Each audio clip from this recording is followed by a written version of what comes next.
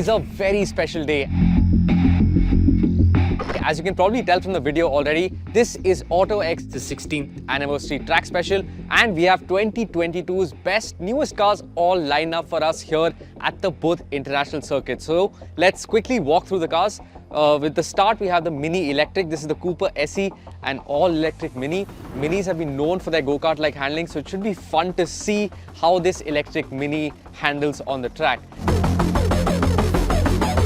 Then we have one of the smallest cars here after the Mini. This is the new Alto. Lots of changes on the Alto. It's a lot more roomier inside, a lot better to drive. So we'll be really interested to see how this fares on track.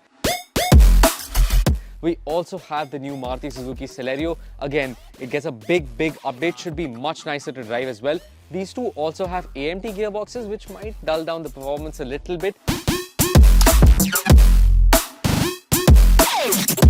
Talking of small cars, we have two very similar cars lined up here. This is the Toyota Glanza and this is the Maruti Suzuki Baleno. Both of these cars got a huge update for 2022. These are almost generational updates. These get new engines, new transmissions, so they should be really interesting to drive.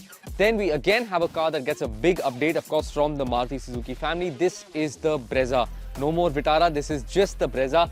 This has a 5-speed manual, so this should be properly fun on track. Of course, it is the 1.5 litre petrol. Then we have the Venue diesel. Hyundai makes really nice diesel engines, and of course the Venue has been known for its handling in its segment, so again should be a really fun car out on the track.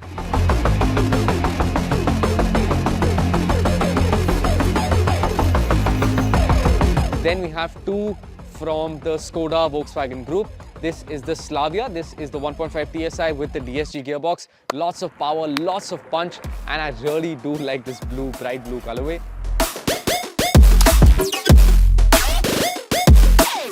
Then we have the Virtus GT. Of course, the GT does get the 1.5 TSI engine as well as the DSG gearbox. These two should be almost identical on track on paper, but we think there'll be a little more differences coming out as we push the cars harder. We'll find that out as we drive them. Then we have another sedan. Make sedans great again. We have another sedan. This is the Mercedes-Benz C300D. Packs a lot of power. Again, this is diesel, proper diesel grunt. It's a really quick car. It does 0 to 100 in just over 6 seconds. And of course, it's rear-wheel drive, it's front engine. So hopefully we can slide it around a little bit.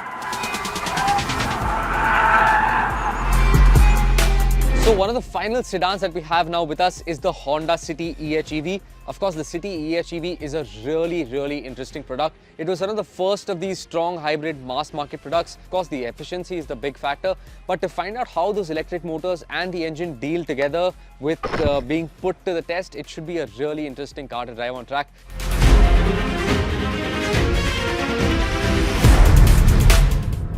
Then let's move on to something that is really quick. Like moving on from strong hybrid, we go to this electric Volvo XC40 Recharge. It might look like a regular Volvo family SUV, and of course it is a regular Volvo family SUV, but this thing, it goes like a stabbed rat. You won't be able to tell from the way it looks, but this thing is really quick. Actually, probably one of the fastest cars off the line amongst all of these cars that we have here. But what will be interesting to see is how the Volvo XC40 handles the corners, because the straight line performance is there. To see how it matches the corners will be really interesting, and seeing this lap time should be it's one to watch out for.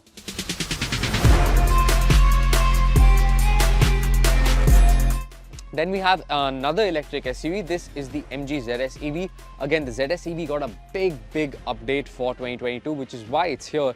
And the ZS EV has actually been a really well-received car from Indian customers. You see a lot of them out on the road, and that's for good reason, because the technology is there. It does have all the features, and I think it's also really well priced.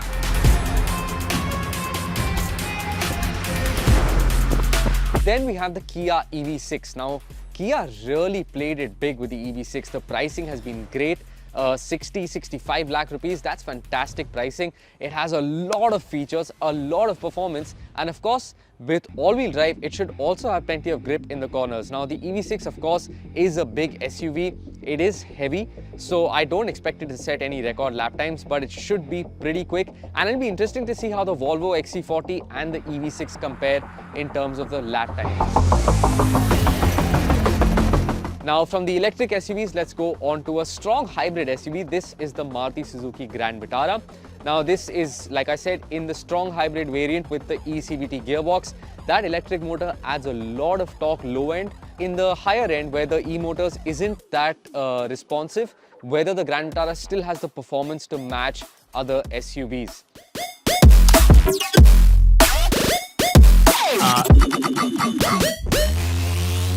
Then we have a car that I'm actually really interested to drive and really looking forward to drive. It's the Hyundai Tucson. Now this is a big update for 2022. It looks completely different from the last gen Tucson, and it's also supposed to be a good handler. So we'll find out how it handles on track.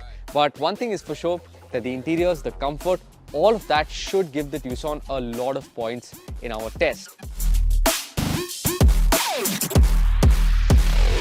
So now we have another strong hybrid SUV here. Strong hybrids seem to be the trend for 2022, and this is the Lexus NX. Now of course we've driven the NX extensively. It gets a big update for 2022. We've taken it to the hills and we found out that the strong hybrid powertrain is actually really interesting on the NX. It gives it great efficiency, but the fact that the NX is a little bit soft should not give it a very good track time.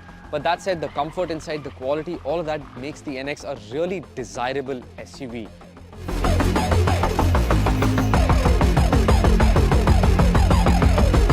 Now let's move on to something a little more for mere mortals. This is the Kia Carens. Now of course the Carens made waves with its stellar introductory pricing. Since then prices have gone up a little bit, but the Carens is still a very nice car to drive. Now this is the diesel engine with the automatic gearbox. Again, the Carens offers great value for money. It is a long 7-seater, so should not set any blistering lap times, but still Kia makes cars that do handle well.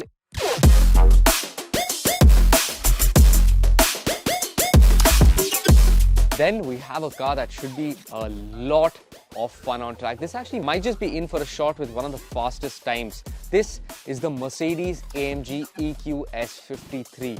The performance is staggering. Goes 0 to 100 in just above 3 seconds. So it has the straight line speed with those really fat tires. It also has the cornering prowess, and I think it looks fantastic. It's very bulbous. It's not like a regular sedan. And of course all of that is in the name of efficiency, but this is mind-blowing. You get inside the car, you switch it on, it's got the hyper screen, it's got all these sounds, all these AMG sounds coming on. So this is the first time we've had an all-electric AMG on the track. Of course this is the first all-electric AMG. So can it set one of the best lap times? Let's find out soon.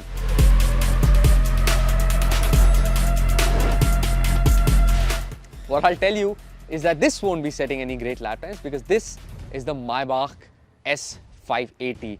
Now this does have a bi-turbo V8. It does make a lot of horsepower and a lot of torque, but it's also about the size of a small house in Bombay. So it should be really interesting to see how it copes with being put to the test, but it's actually a little bit derogatory, if I may say so, to put a Maybach through its paces on the track.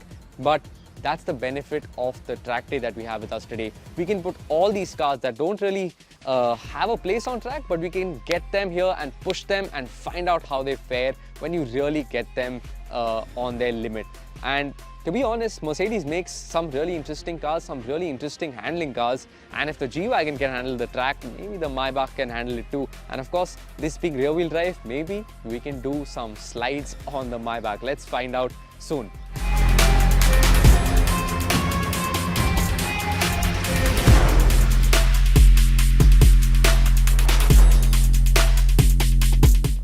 Then next we have a car that's divided opinions, not in terms of its driving performance, but in terms of its looks. Now this is the BMW iX. Of course, it gets these massive kidneys. I don't even know if you can call it a kidney grille anymore, but the face aside, it does have the performance. And of course, this being a BMW, it should have the handling as well to drive it on track.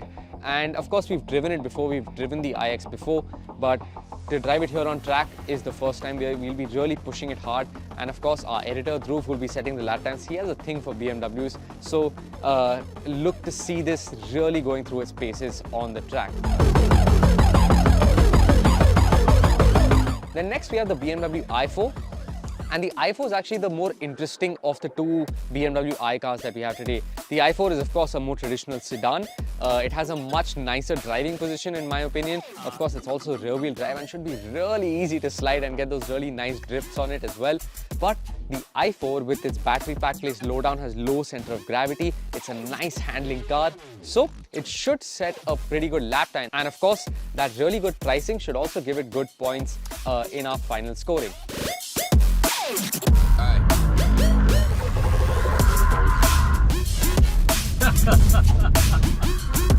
Then next we move on to something a little more traditional. This is the Jeep Meridian. Of course, the Meridian is new for 2022. It's the longer wheelbase version of the Jeep Compass.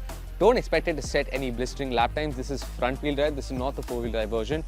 But the Meridian has great ride quality, so maybe you can cut across the curves and get a better lap time. I'm just kidding, we don't do that for our lap times, we stay professional. But of course, the Meridian's USP is not its track pace, it's the fact that it has great ride quality, decent enough space inside, it's also priced fairly well, and the quality inside is actually also really good. So the Meridian should fare well in terms of the scoring, maybe not in the overall lap times.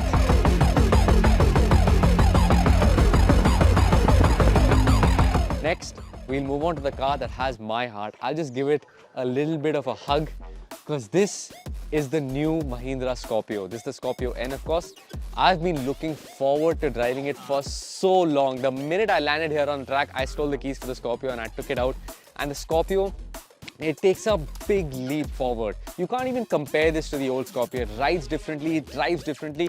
It's like a proper modern SUV. The Scorpio again won't be setting any blistering lap times, but this could fare really high up in terms of scoring just on the basis of what all it offers on the inside, the space that you have, the driving position, the quality, the feeling of driving a Scorpio. It's all there in the Scorpio N, and the fact that it has world-class powertrains driving it should only give it better points.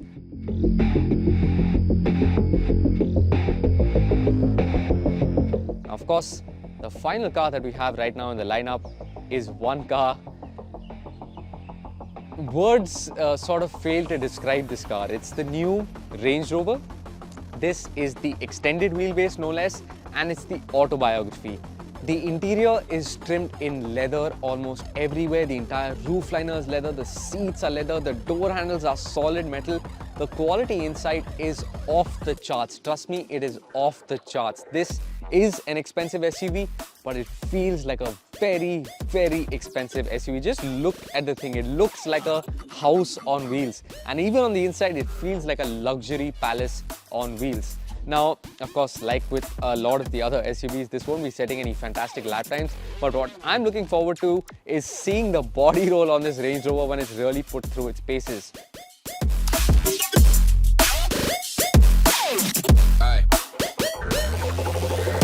Now, of course, this is not the last car that we have, because right here we have the Ferrari 296 GTB. If any car is in for a shot of setting a fantastic lap time, it's the 296 GTB. This is Ferrari moving back to a V6. Of course, there was a V6 long back, it was the Dino.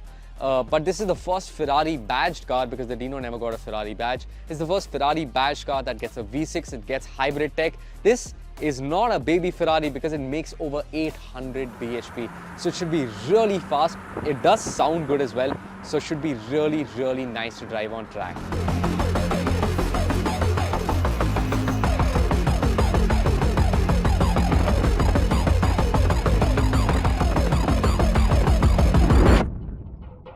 Now this was our lineup of cars. Let us know which one you think will win this test. According to me, I think it'll be between the Ferrari and the Merc, but the Ferrari should be really fast on track. But of course, the scoring is not just about the lap times. We score the cars basis on a lot more than just lap times. That takes into account the value for money, the features that it offers, and a lot more. So this was your first introduction to the lineup of cars. Do let us know which one is your favorite. Comment down below on any cars that you think we may have missed out. And stay tuned for our next video, where we'll be driving these cars, we'll be lapping these cars, and we'll be scoring them and announcing the winner of our best cars of 2022. I'm Karan Singh. You were watching AutoX. Thank you. Give this video a thumbs up if you liked it. Comment down below whether you didn't like it, whether you liked it, which car is your favorite. And of course, subscribe to the AutoX YouTube channel so you don't miss that next video when it comes out.